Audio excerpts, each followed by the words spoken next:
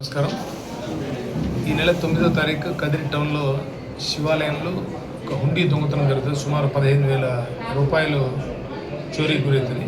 ఆ చోరీ కేసులో అనుమానితుడిగా ఉన్నటువంటి ధర్మవరంకి చెందినటువంటి మేకల నరసింహ అనే అతన్ని 18వ తారీఖు అదుపులోకి తీసుకొని పోలీస్ స్టేషన్లో విచారించి అతన్ని అరెస్ట్ చేసి పోలీస్ కస్టడీలో పెట్టుకున్నాము.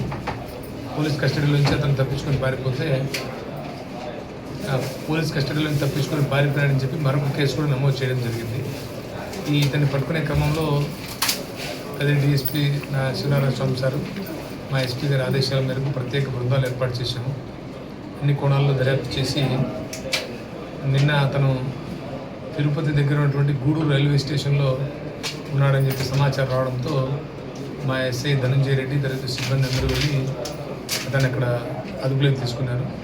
సో అతన్ని కూడా ఈరోజు తెచ్చి ఇక్కడ కదిరి కోర్టులో న్యాయస్థానం ముందు హాజరుపరుస్తున్నాము. సో అతని పైన కూడా కఠినమైన చర్యలు తీసుకుంటాము. గతంలో అతను పలు కేసుల్లో కూడా నిందితుడు, చోరీ కేసుల్లో, తర్వాత ఈ పోలీస్ కస్టడీలను తప్పించుకునే ఈ కేసులో కూడా అతని పైన కఠినమైన చర్యలు తీసుకుంటాం.